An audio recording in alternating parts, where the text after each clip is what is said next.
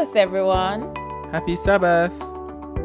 This week we looked at the law as the teacher. Let's see what the law, though it cannot save us, still can teach us about faith, about grace, and about our God's love for fallen humanity. Please stay with us. The memory text is taken from Deuteronomy 6, verse 5. You shall love the Lord your God with all your heart, with all your soul, and with all your strength. Sabbath Afternoon. Paul wrote, For if there had been a law given which could have given life, truly righteousness would have been by the law. Of course, if any law could have given life, it would have been God's law. However, if the law can't give life to sinners, what's the purpose of it, other than to show us our need of grace? The law also is there to point us to the way of life, which is found only in Jesus. This also is what true education should be about, pointing us to a life of grace, of faith, and of obedience to Christ. Sunday. To love and to fear God. God was intentional about the ways that He imparted His law to Israel. He made every provision so that His law would not be forgotten. First, they hear, and then they learn to fear God. The more we learn about God, the more we come to love Him because of His goodness.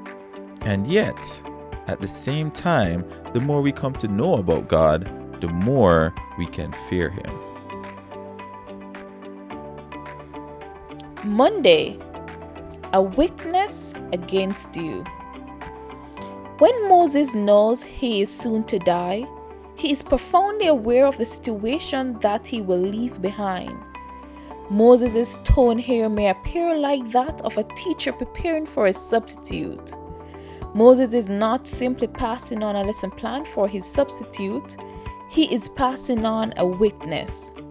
Moses speaks of the book of the law as though it is a living being with power to reprove the hearts of men.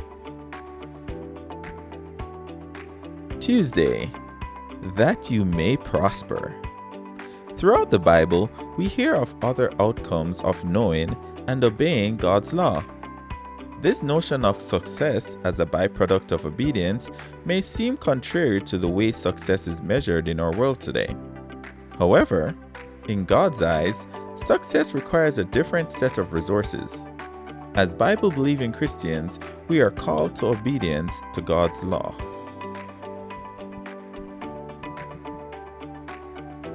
Wednesday, the toils and struggles of law keepers. There are great benefits to following God's law, as evidenced in the people whom God prospered. Whatever education venue we are in, we must stress the importance of obedience.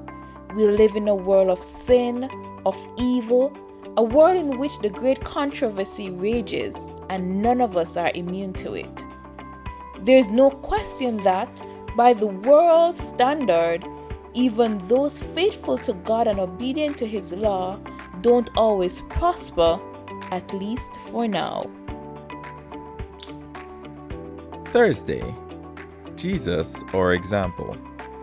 Jesus, the Son of God, lived the only human life in perfect obedience to the Father and in perfect obedience to the law of God. He did this so that He could be not just our substitute, which He was, but also our example, which He was too. When we fix our eyes on the life of Christ and His ministry on earth, it is easy to see how He pleased the Father by His obedience. He that saith he abideth in Him ought himself also to walk even as He walked. Friday, love.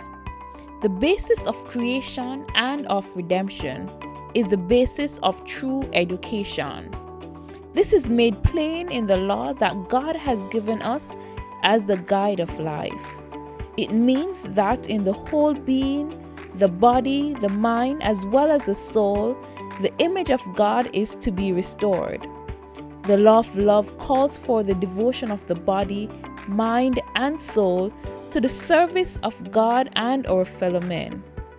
We are fitted for heaven, for we receive heaven in our hearts. Have a happy Sabbath.